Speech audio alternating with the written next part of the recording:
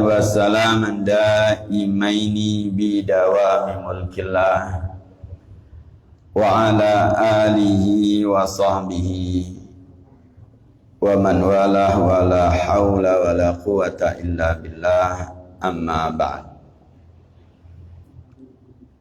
Faqad qala al-mu'allif rahimahullah nafa'ana bih fi kitab Nasal Ibad ila an qala al-maqalatul hadiyatu wal 20. Qila la ghurbata lil fadili wa la watana lil jahili.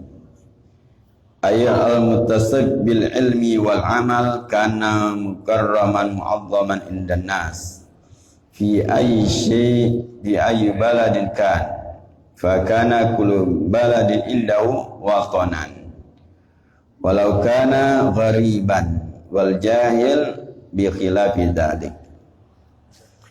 Wa ma'syaral aba wal ikhwan al hadirin rahimakumullah, terlebih dahulu kita bersyukur kepada Allah Subhanahu wa taala atas segala nikmat yang Allah Subhanahu wa taala berikan kepada kita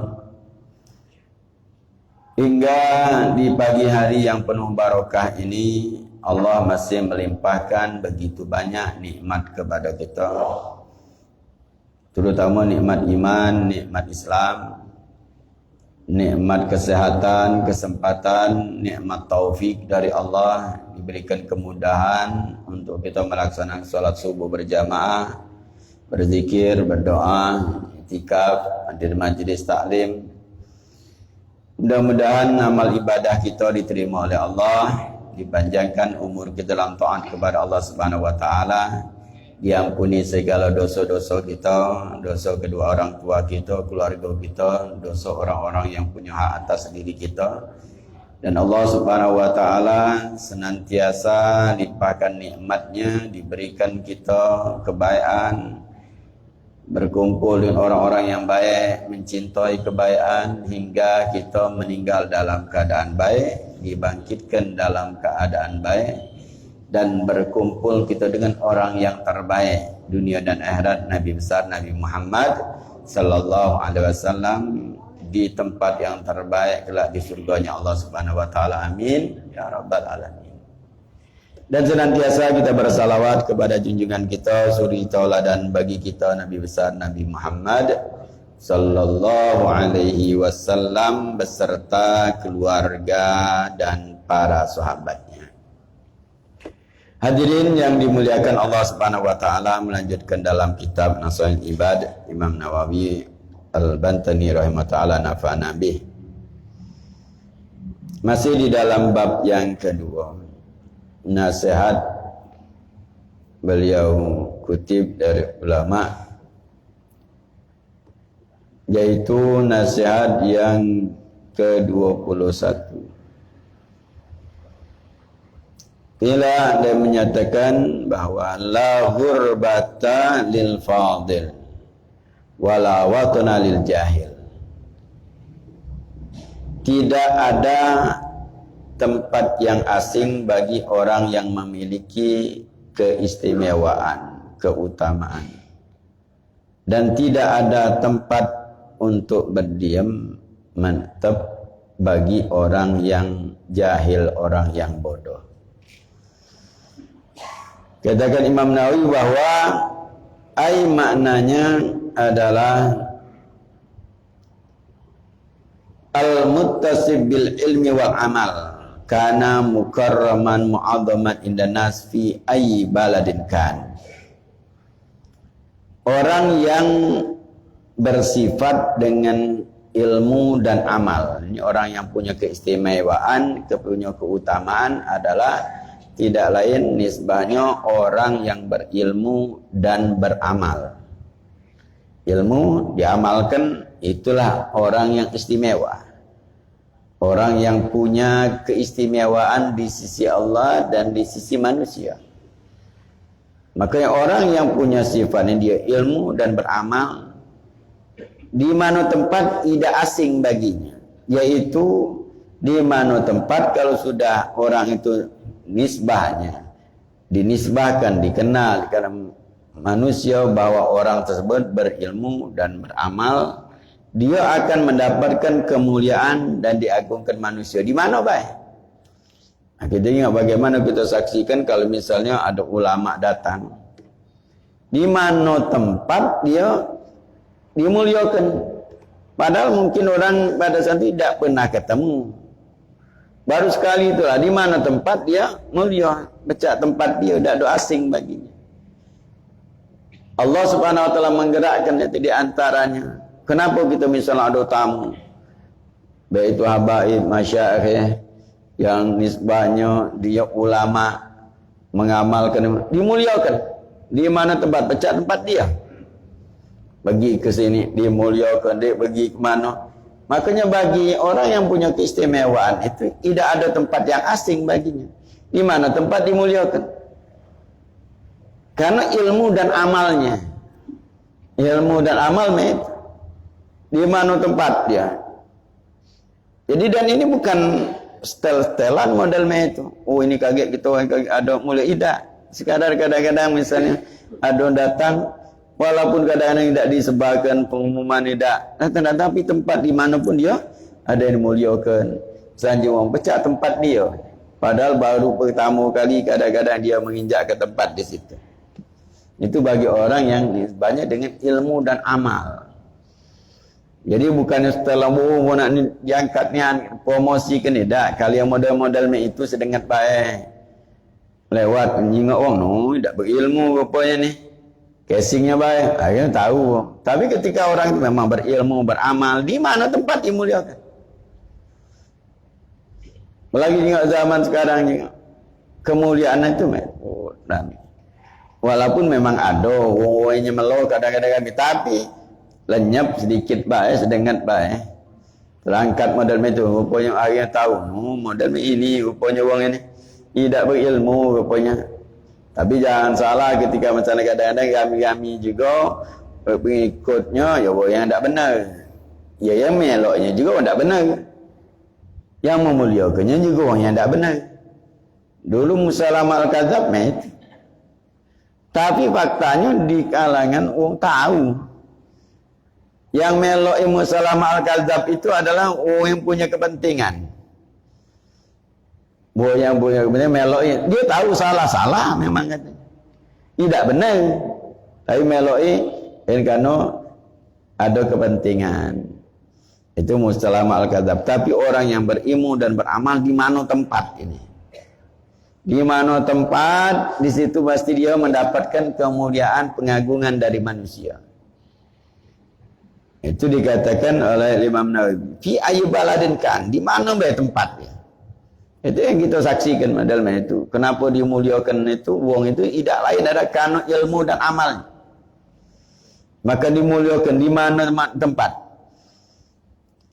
Fakana kullu baladin indahu watanan, seolah-olah dikatakan setiap daerah tempat dia, tempat tinggal dia. Walaupun kadang-kadang wong yang tidak kenal dia, tapi dia muliakan. Tidak ada baginya tempat yang asing. Walau kana ghariban, walaupun dia di tempat yang asing, baru itulah pertama kali dia, tapi tetap dia seperti tempat dia itu. Daerah dia muliakan wong. Itu karena ilmu dan amal. Itu kalau kita nak kepengen istimewa itu. Ibaratnya orang yang ilmu dan amal itu kemana-mana tempat dia bercahaya.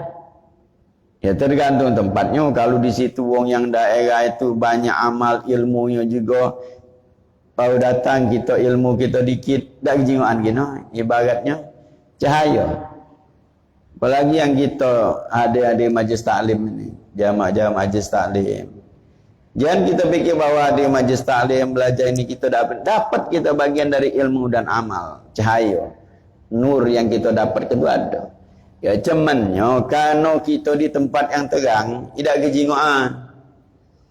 Kadang-kadang tidak dibutuhkan waktu di tempat yang terang. Ketika di tempat yang gelap dibutuhkan.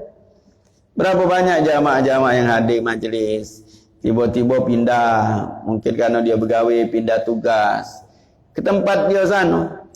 daerah yang ditugaskan dia tempat yang gelap. Terang dia dibutuhkan. Lilin itu dibutuhkan pada saat apa? Pada saat mati lampu. Di tempat yang gelap dibutuhkan lilin itu terang. Kenapa? Ketika di tempat yang gelap, begitulah orang-orang yang hadir majlis taklim ini punya cahaya. Dan banyak jamaah majlis ketika pindah di tempat dia tugas, kadang-kadang dibutuhkan jadi imam, solat, kata wong manfaat ilmunya, ngajak ya akhirnya majlis buat rutubul haddad. Nah, biasa baca rutubul haddad, apal rutubul haddad, baca. Akhirnya buat majlis. Kenapa? Dibutuhkan pada saat itu, dimuliakan dia. Karena ilmu dan amalnya biasa dia. Oh, kan biasa baca rutubul haddad. Nah, baca rutubul apal dia. Hingga tempat tinggal dia butuhkan. Bagai tadi lilin gelap dibutuhkan bang. Nah, terang. Tempat tadi dengan apa? Dengan dia baca rutubul haddad. Akhirnya ilmu yang di majlis taklim ingat ditanya, rupanya orang daerah tidak tahu menang. Dia yang paham. Ngajar. Akhirnya ngajar. Terpaksa. Berapa banyak modal itu? Aku minta izin Ustaz nak ngajar orang sini. Ya ajar. Yang mana kita ada? Jangan macam-macam tapi.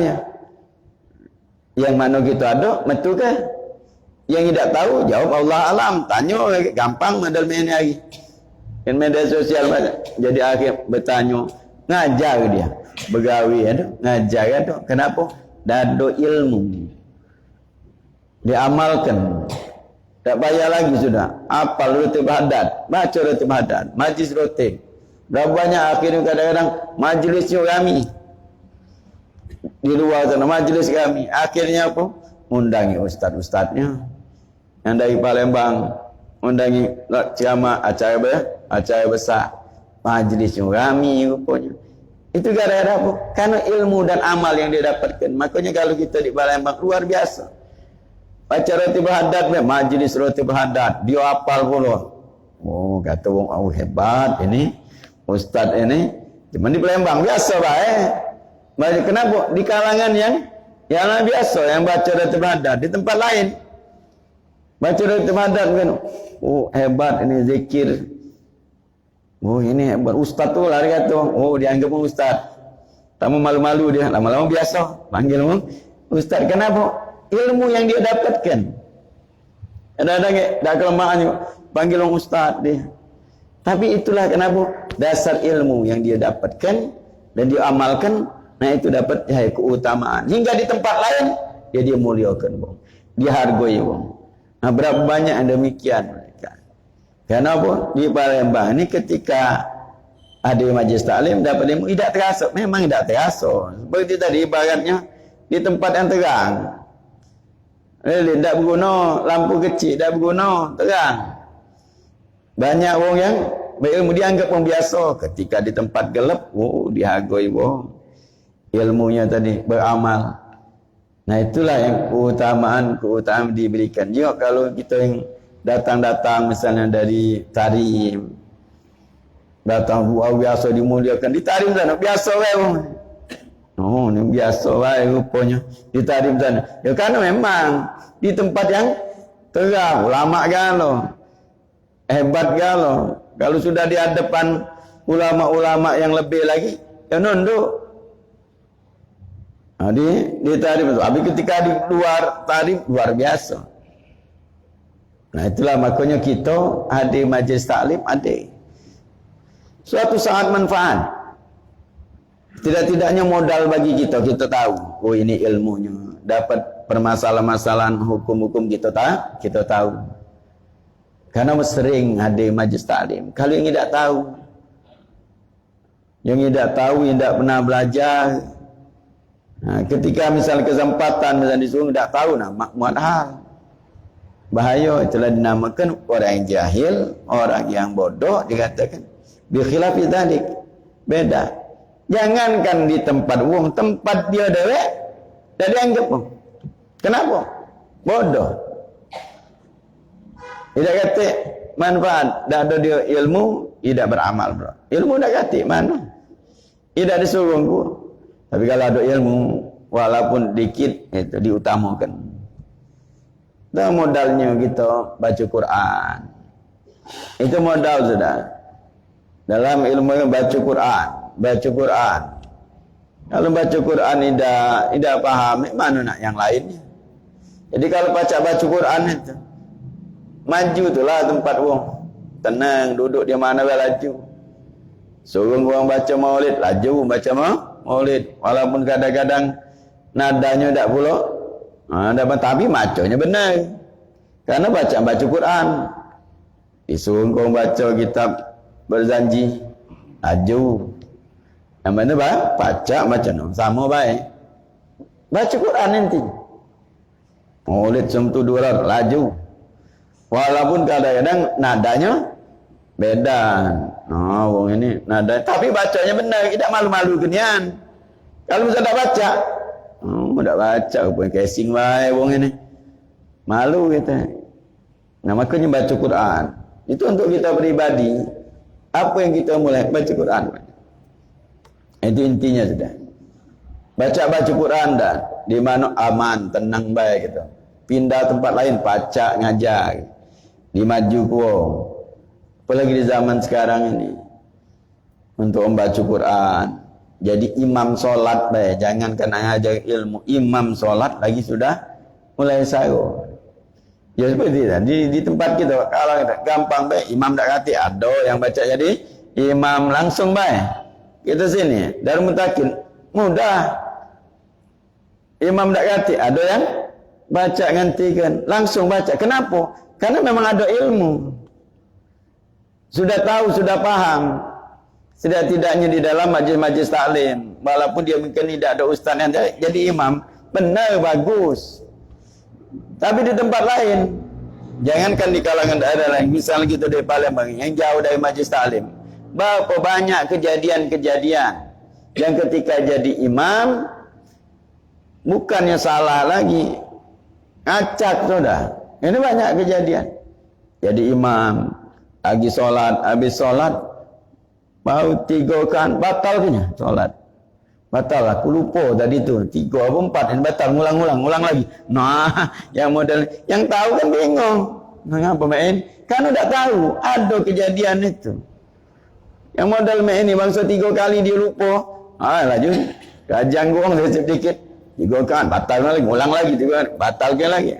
Padahal kan tahu, kalau misalnya majlis taklim, biasa. Sudah tahu dengan keadaan mereka. Ada juga yang dia ngasai tak galak berkunut. Majlis itu. Jadi imam dia. Jadi imam bingung dia. Nak kunut apa tidak nak kunut. Jadi akhirnya rukuknya 2 kali. Timbul model itu jamaah bingung. Nah itu yang jauh dari kita anggap ini biasa. Ini di kalangan kita masih. Cuman di kalangan yang tidak ada manggina, tidak ada. Dan majlis taklim. Maka majlis taklim itu penting. Terutama masalah fikih. Kalau kita di dalam mutakin ini macam-macam ilmu. Fikih, setiap saat. Ustaz yang memberikan ceramah ada hukumnya. Ada juga masalah hukum. Walaupun misalnya pelajaran-pelajaran yang lain. Kenapa ini sangat penting? Kadang-kadang ingat permasalahan, dia ingatkan. Permasalahan ada. Cepat kita dapat informasi ilmu. Itulah dinamakan kita dapat ilmu. Kita amalkan. Itu yang punya keutamaan. Maka ilmu sangat penting bagi kita dalam baca Quran. Di mana tempat kita baca. Ternyata di tempat lain sulit. Yang mimpin tahlil. Ada mereka. Katik lagi. Kadang-kadang suatu tempat tu dak katik tahlil kerana bukannya dak galak tahlil. Dak katik lagi mimpinnya. Dak katik yang mimpinnya. Ibaratnya daerah-daerah tu kadang-kadang yang macam Pak Lamnya kata Pak Lam. Yang mimpin tahlil. Ada daerah tu ngomong katik Ustaz yang mimpin Pak Lamnya. Apa dia jangan awal-awal apa dia nak dengar dia jangan Pak Lam. Rupanya mimpin tahlil gitu. Mimpin tahlil. Karena tahlil fa'lam annahu itu jangan fa'lam tak. Karena apa yang mimpinnya itu ngucap apa? Fa'lam annahu fa'lam apa dia lah mikir dulu anak tak kati yang fa'lamnya ustaz ini. Yang mimpin tahlil. Jadi adung itu masih galak, cuma tak kati. Hilangnya gara-gara apa? Tak kati lagi. Nah itu daerah-daerah situ. Wah baca mimpin tahlil, diwajukan. Ustaz tu lah panggil wong. Nah, jadi kita ada ilmu, baca di mana tempat dihargai, di mana tempat dimuliakan. Yang penting dikenal wong, baca tempat dia. Itu punya ilmu dan mengamalkan ilmu. Maka berapa banyak seperti tadi hal yang biasa. Dia baca ngaji, baca Ratul Haddad. Maka di antara modal zaman sekarang, anak sering ngomong kan, kalau orang baca ngaji dengan benar, baca Ratul Haddad, baca maulid, sudah aman baik, tenang lah. Di mana tempat mulia ke? Baca itu baik tiga. Ada orang kematian, datang mimpin tahlil. Baca maulid, rotib itu 4 ikon. Baca Quran, baca ngaji, ya dah. Tenang sudah, baca Quran, Ratul Haddad, baca mimpin tahlil, baca maulid. Dah, ustaz lah itu dah. Maji gua tu. Dan baca modal ni, yang 4 ni, di mana wae tenang. Maju. Giliran pada saat yang kono baca maulid, berjanji ni. Baca Quran, yang penting tengok tulisan bahasa Arab juga baca tombol ke bae nadanya. Yang penting baca, tak malu-malu kenian. Nah, kalau misal kita tidak baca, duduk depan, gugup, gelisah gitu, kaget suruh kuang sini. Gelisah duduk depan, malah duduk belakang daripada ujung-ujungnya tinggalan kacamata. Suruh unjuk kacamata, tak cocok kacamata, tak cocok kacamata. Kata bang, dan nilai walaupun kadang-kadang memang tak cocok nian dia apa ini, tapi wong ini duduk depan baik wong ini. Nah kan tak lemak, cuman kalau kita baca ngaji baca suruh pun maju maco, walaupun tidak pas nadanya, maju baca ke tumbuh ke, yang penting maconya benar. Ini kaget nak belagunya maconya tak benar. Kata bang, kalau orang baca benar walaupun lagunya tak tepat, bang masih memang benar baca. Ini nak belagunya tapi maconya tidak benar. Kata tak benar. Tak baca ngaji kata bang. Karena bahasa Arab kalau maulid itu bahasa Arab kan. Maulid sumtudura berjanji, maulid diba. Kan yang penting maco. Walaupun nadanya itu tidak tepat, karena ada yang sumtudura lain nadanya, berjanji lain nadanya, kitab diba maulid diba lain, beda-beda dikit. Tapi seluruhnya ketika kita baca ngaji, baca itulah macamnya benar, tidak malu-malu ke kita. Karena memang kata pun tak terbiasa nadanya, tapi bacanya benar. Itulah tadi modalnya baca Quran. Jadi kalau baca tenang di mana tempat. Katakan ustaz tu lah sudah. Kalau baca 4 itu. Berarti mimpin tahlil. Mimpin tahlil. Duduk buat orang takziah. Di mana tempat takziah? Bang bingung kadang-kadang main lagi. Ya kalau di kalangan kita lemak banyak. Takziah duduk kami baca macam tahlil. Siapa mimpin? Kami tempat lain bingung. Orang takziah ni ketika ni bingung. Hingga akhirnya melakukan pelanggaran-pelanggaran. Gara-gara bingung. Duduk takziah ada jenazah. Bingung tercogok. Ya ada yang ngerti paling tidak kan baca surah Yasin, baca Yasin. Ada yang tak duduk Itulah kadang-kadang akhirnya melakukan pelanggaran apa? Mukai kudung mayit, nyingok mayit. Datang muka tutup. Datang lagi orang lain muka. Kadang-kadang nyingok wong. Nah itu mana ni muka tinggal. Tak boleh tu. Nak nyingok mayit yang tutup itu harus izin keluarganya, asobahnya, ahli warisnya. Tak boleh sembarangan kita. Kita keluarga, misalnya keluarga jauh, minta izin dulu. Misal kita meninggal, dia punya anak, izin dengan anaknya. Walaupun ini misal izin anaknya. Boleh tak nyingok bak ke? Boleh je lah, makcik lah je lah. Baru nyingok muka, nyingok. Tapi untuk apa nyingok, muka tutup. Kadang-kadang itu ketika ada muka tutup jual tiana. Cak dak yakin ni tu orang ini meninggal atau sebut namanya di depan jak nyingok dak yakin. Cak model itu nyingok muka. Yunian meninggalnya ni. Sekolah lagi buat Yunian meninggal. Macam itu tidak boleh. Yang model itu. Ini gara-gara apa? Tidak tahu mana yang nak dilakukan. Nak dilakukan. Baik itu wong yang takziah, bahkan saya bermusibah, dah tahu bingung. Maka kalau misalnya ada meninggal yang iki, garilah. Jok tahu yang apa? Hal-hal yang benar. Dinjuk tahu. Ini. Kadang-kadang tak ngerti. Tak tahu model itu. Melok-melok deh. Berapa banyak sekarang ni yang melok-melok akhirnya salah. Banyak. Mayit meninggal, pada saat meninggal tidak dilembutkan persendiannya. Itulah terkeras kadang. Meninggal itu dilembutkan, dibersihkan, dibukai pakaiannya. Itu berapa banyak? Mungkin juga di Karang itu meninggal langsung ini ke. Tambah lembutkan keras. Kasihan orang nak mandi ke. Nah, apa persendiannya? Terkejang sudah. Jadi masih selagi masih hangat badan itu digerak-gerakkan. Nah, persendiannya digerakkan. Biar lembut. Orang mandi kenyang lemah.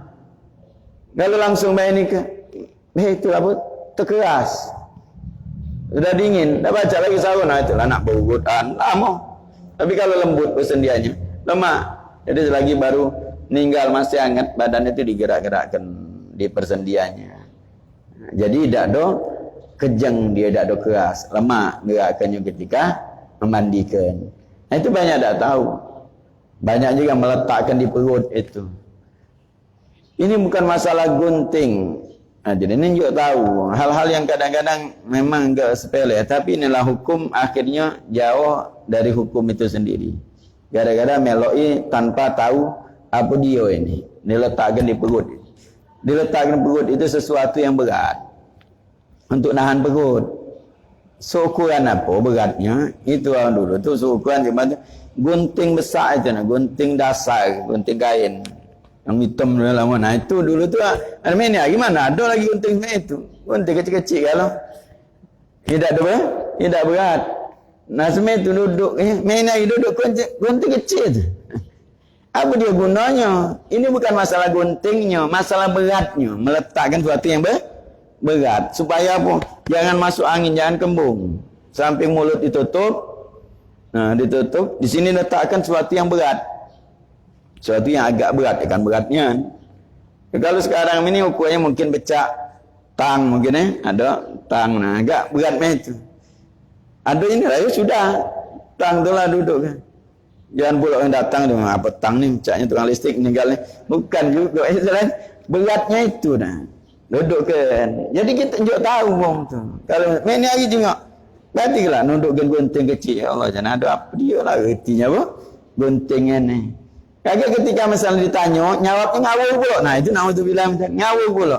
Ngapa digunting? Biar tak mati ngantu. Nah, dah mati ngantu. Agak macam-macam jawabnya. Ada juga, dia tidak langkai kucing. Terus ngapa kalau langkai kucing?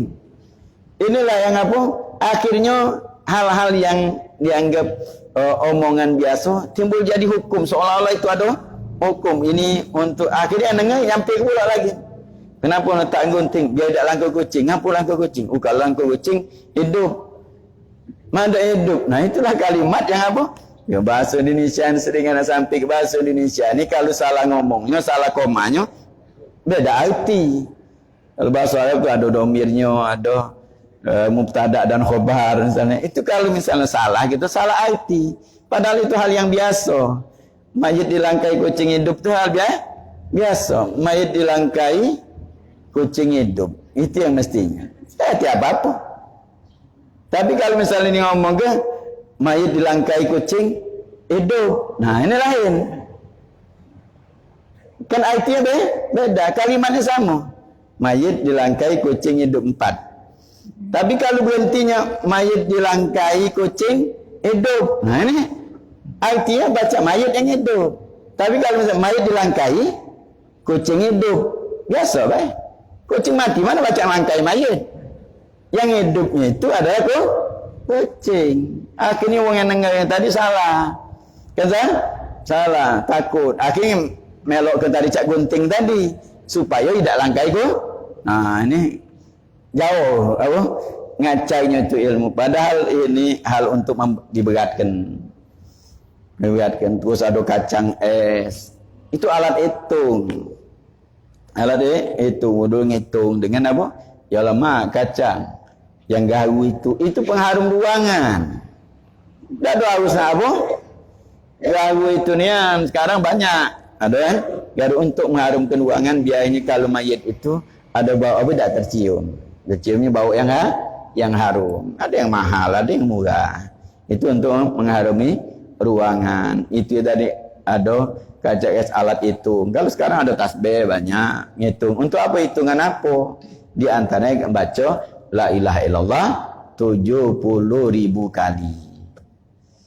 Untuk apa? Nebus mayit dari api neraka. Itu pembebasan untuk mayit. Baca. Jadi kalau dulu keluarga nak baca 1000 baca.